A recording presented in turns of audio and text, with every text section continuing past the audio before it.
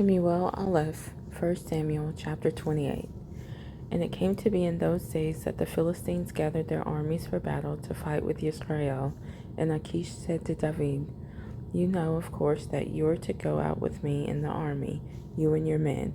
And David said to Achish, "Very well, you shall know what your servant should do." And Achish said to David, "Very well, I make you one of my chief guardians forever." And Shemu'eel had died, and all Israel had mourned for him, and buried him in Ramah, in his own city. And Shaul had put away the mediums and the spiritists from the land. And the Philistines were gathered, and came and encamped at Shunem. And Shaul gathered all Israel, and they encamped at Gilboa. And when Shaul saw the army of the Philistines, he was afraid, and his heart trembled greatly. And Shaul inquired of Yah, but Yah did not answer him, either by dreams, or by Urim, or by the prophets.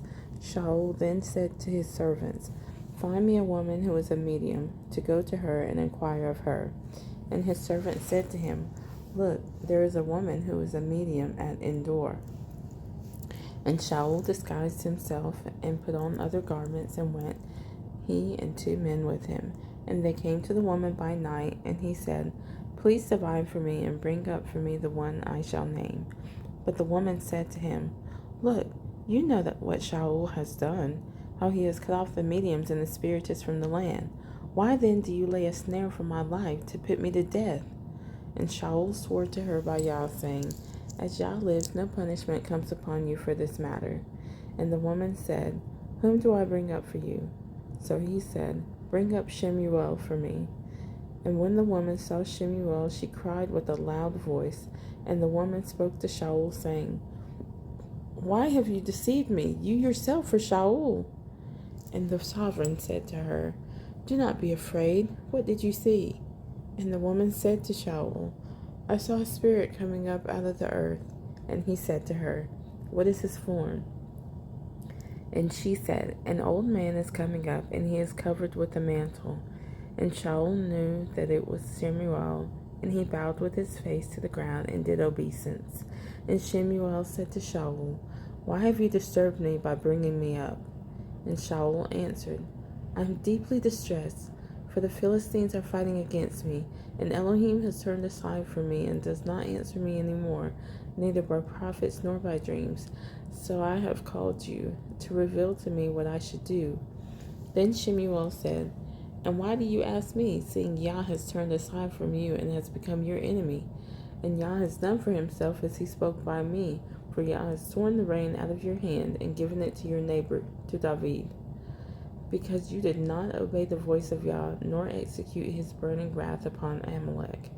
Therefore Yah has done this matter to you today. Further, Yah also gives Israel with you into the hand of the Philistines, and tomorrow you and your sons are with me. Yah also gives the army of Israel into the hand of the Philistines." And immediately Shaul fell on the ground, his complete length, and greatly feared because of the words of Shemu'eel. And there was no strength in him, for he had eaten no food all day or all night. And the woman came to Shaul, and saw that he had been greatly disturbed, and said to him, "See, your female servant has obeyed your voice, and I have put my life in your hands, in my hands, and have listened to the words which you spoke to me. And now, please listen to the voice of your female servant too, and let me set a piece of bread before you, and eat, so that you have strength when you go on your way." But he refused, and said, "I am not going to eat." But his servants together with the woman urged him, and he listened to their voice. So he rose from the ground, and sat on the bed. And the woman had a fatted calf in the house, and she quickly slaughtered it. And she took flour and kneaded it, and baked unleavened bread from it. And she brought it before Shaul and his servants, and they ate, and rose up, and went away that night.